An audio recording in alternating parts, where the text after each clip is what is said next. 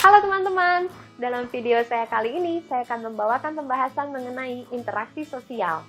Sebagai manusia, maka kita semua selalu melakukan interaksi sosial di dalam kehidupan kita. Dalam kehidupan sosial, interaksi memiliki peranan yang sangat penting, bahkan menjadi salah satu kunci kehidupan.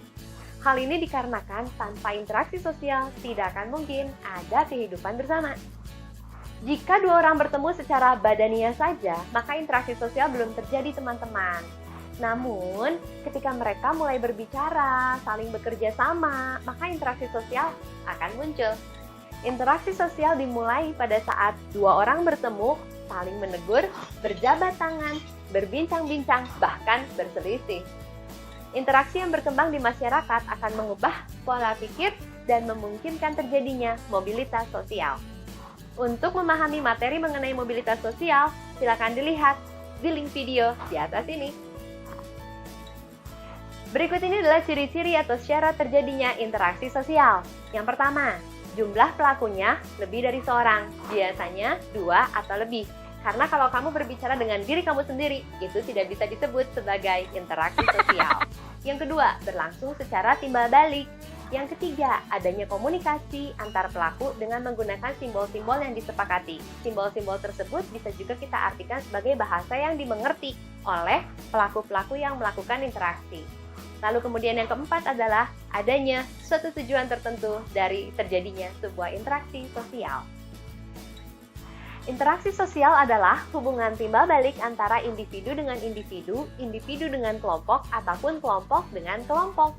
Dalam interaksi sosial, hubungan yang terjadi harus dilakukan secara timbal balik oleh kedua belah pihak. Artinya kedua belah pihak harus saling merespon. Proses interaksi sosial akan terjadi apabila di antara pihak yang berinteraksi melakukan kontak sosial dan komunikasi.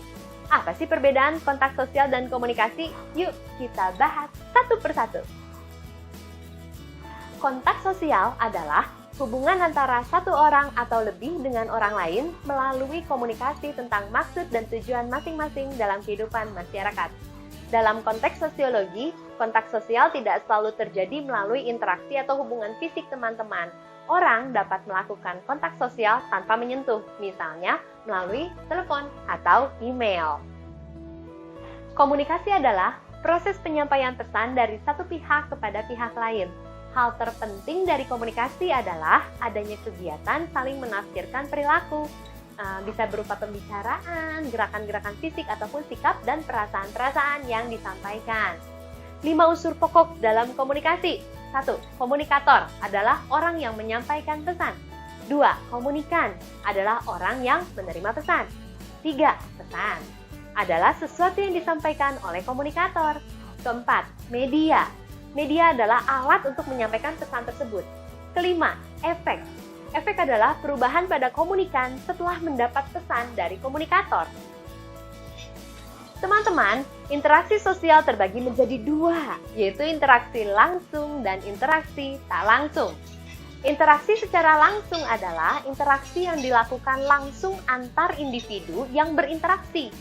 Interaksi secara langsung dilakukan tanpa perantara atau tanpa pihak ketiga. Contohnya, berkomunikasi dengan bertatap muka atau kita melihat muka tanpa adanya bantuan teknologi apapun.